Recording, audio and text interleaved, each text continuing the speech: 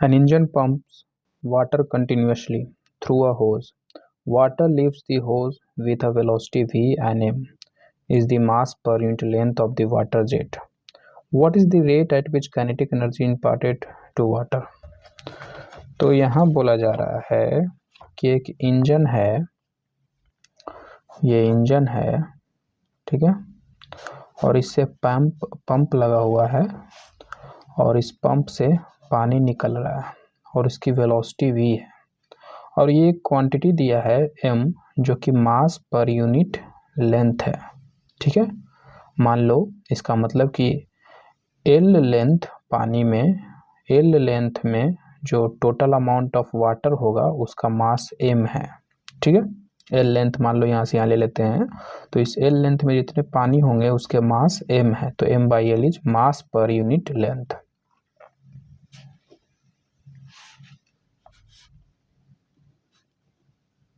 ठीक है, हमसे पूछा जा रहा है कि जो इंजन है इसको कितना एनर्जी इस वाटर को इम्पार्ट करना पड़ रहा होगा, देना पड़ रहा होगा ताकि वो v स्पीड से चलता रहे।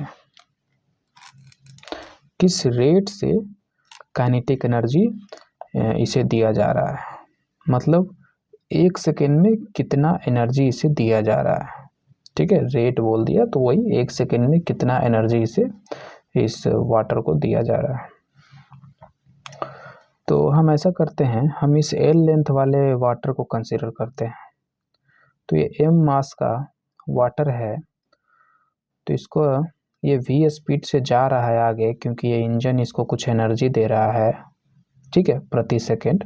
तो हम एक सर्टेन m लेंथ ले लिए हैं तो उसका एनर्जी निकालते हैं, तो हाफ m v स्क्वायर, ठीक है। ये एनर्जी पर सेकेंड नहीं है, ये मेरा रेट नहीं है, ये मेरा काइनेटिक एनर्जी है फॉर मास m जो v स्पीड से चल रहा है, जो L लेंथ में मौजूद है। और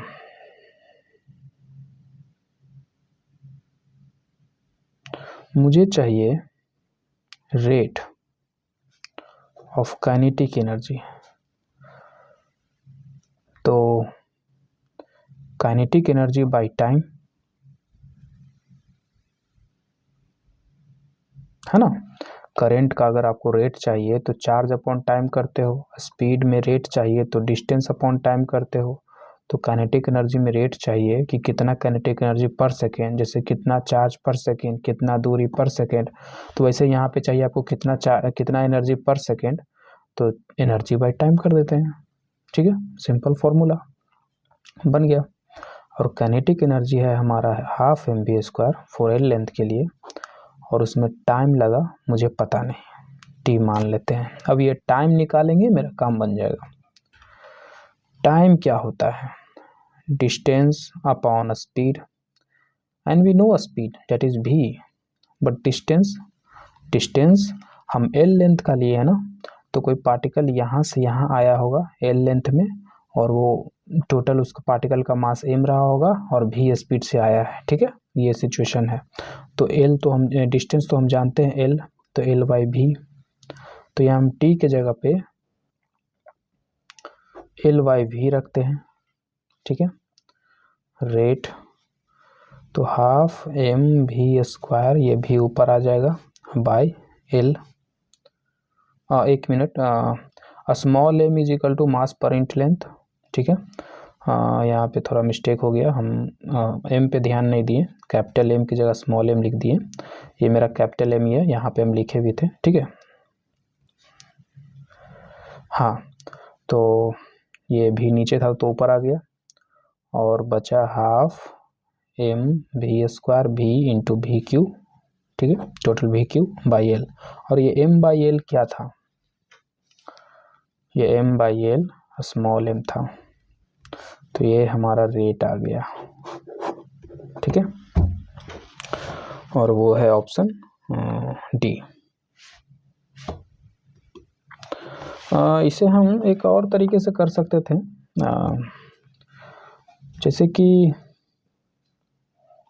काइनेटिक एनर्जी मुझे निकालना है, तो हम